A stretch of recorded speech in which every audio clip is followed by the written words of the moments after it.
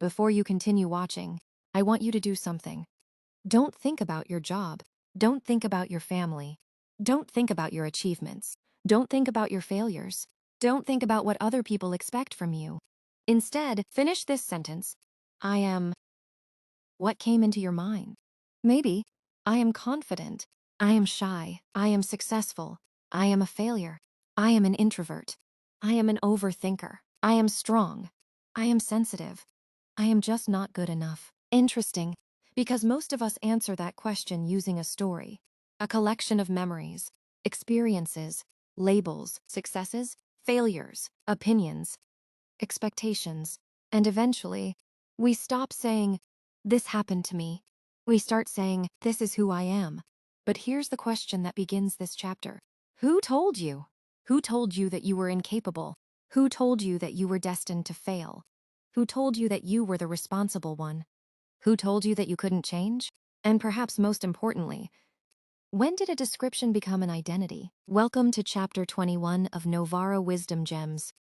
Every human being carries a story, not a book, not a biography, something much more subtle, a story about themselves. It begins quietly. Maybe you struggled with something when you were young. Someone laughed. Someone criticized you. Someone compared you to another person. Maybe you succeeded at something. People praised you. You became known as the intelligent one, the responsible one, the talented one, the difficult one, the quiet one, the strong one. And slowly, the experiences become labels. The labels become expectations, and expectations become identity. Eventually, you don't even need someone else to tell you who you are. You start telling yourself, "I don't do things like that. That's not me. I've always been this way. I could never become that kind of person." And the most dangerous sentence of all, "That's just who I am." Maybe, but maybe not. Imagine a child hearing, "You're very shy." At first, it's simply something someone said. But imagine hearing it repeatedly. Eventually, the child begins to behave accordingly. They avoid speaking. They avoid attention. They avoid situations where they might be judged. And then one day, someone asks, "Why don't you speak up?" And the answer comes naturally, "Because I'm shy." Notice what happened. A behavior became a description. The description became a belief. The belief influenced behavior, and the behavior reinforced the belief. A circle formed, and nobody deliberately built it. This is one of the strange powers of identity. Once we believe something about ourselves, we unconsciously begin behaving in ways that make the belief appear true. Imagine someone who believes, "I'm terrible at public speaking." They become nervous. Because they're nervous, they avoid opportunities to practice. Because they don't practice, they don't improve. Then eventually they are asked to speak. They struggle. And afterwards they think, "See, I knew it." The evidence seems undeniable. But look closer. The original belief influenced the behavior that produced the evidence. Belief, behavior, evidence, identity, then back to belief, a psychological loop. And suddenly, the person isn't living according to what is possible. They're living according to what they already believe about themselves. Imagine walking into an enormous hallway.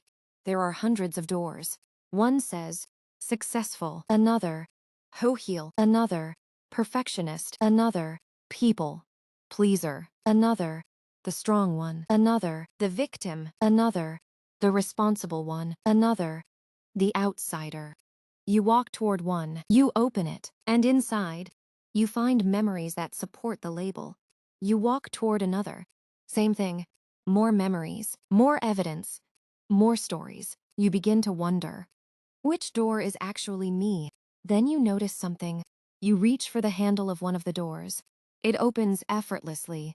No lock, no key, nothing stopping you. And suddenly you realize the doors were never locked. They were simply labeled. That's the identity trap. We mistake the label. And here's the uncomfortable part. Not every identity trap is negative. Some are flattering. I'm the strong one, so you never ask for help. I'm the intelligent one, so failure becomes unbearable. I'm the successful one, so you become terrified of making mistakes. I'm the person everyone depends on, so you never allow yourself to rest. Even positive identities can become prisons. When protecting the identity becomes more important than living honestly, a compliment can become a cage, just as easily as an insult. Now we reach something deeper. If you've spent years telling yourself, "This is who I am," then changing can feel strangely threatening. Because change doesn't only challenge your behavior, it challenges your identity. Imagine someone who has always considered themselves the responsible one. What happens when they finally say, "I need help"? It may feel uncomfortable, not because asking for help is wrong, but because it contradicts the identity they've built. Or imagine someone who has always been the failure. What happens when success finally arrives? Sometimes, success can be frightening, because now they have to become someone they've never practiced being.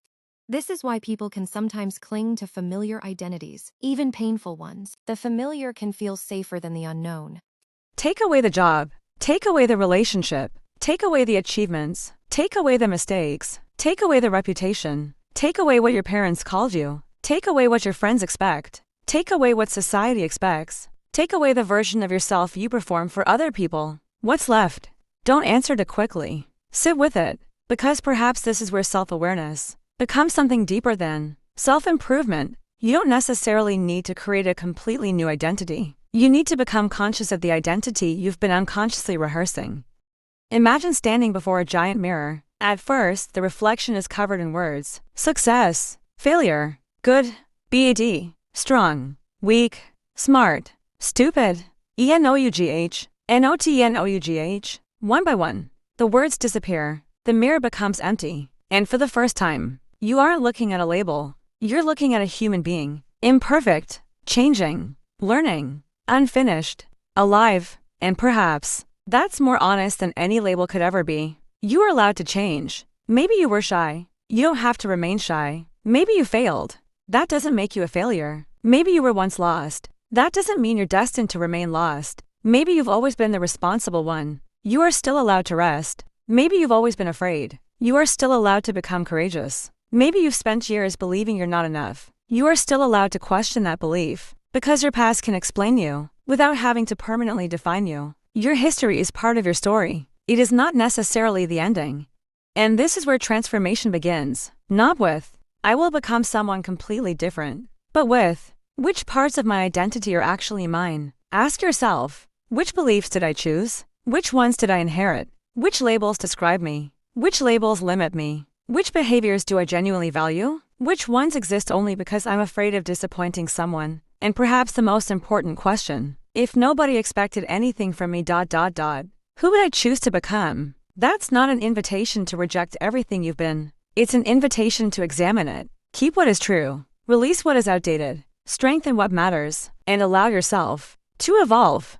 You are not a finished sculpture. You're closer to a living manuscript. Every experience adds a sentence. Every mistake adds a paragraph. Every realization changes the meaning of something that came before. And unlike a book already printed, you are still writing. That's why. This is who I am. Can become. This is who I've been. And there's an enormous difference between those two sentences. One closes a door, the other leaves it open.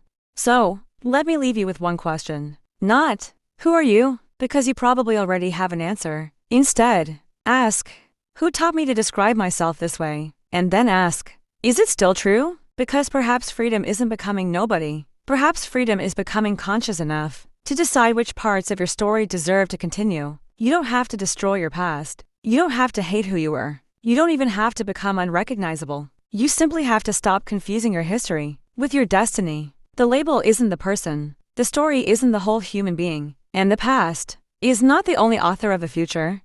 Maybe you've spent years trying to discover yourself, but perhaps you are not something waiting to be discovered like a hidden object. Perhaps you're something being revealed through the choices you make. So question the labels, question the stories, question the identities you inherited, and most importantly, give yourself permission to change, because you are allowed to become someone your past never imagined. Welcome to Season 2. The questions are getting deeper. The answers are becoming less comfortable, and the journey has only just begun. This is Novara Wisdom Gems. Every chapter is a question. Every question opens a door, and sometimes, the most important door is the one you were told you could never open. Who would you be if you stopped trying to be who you were told to be? Novara Wisdom Gems.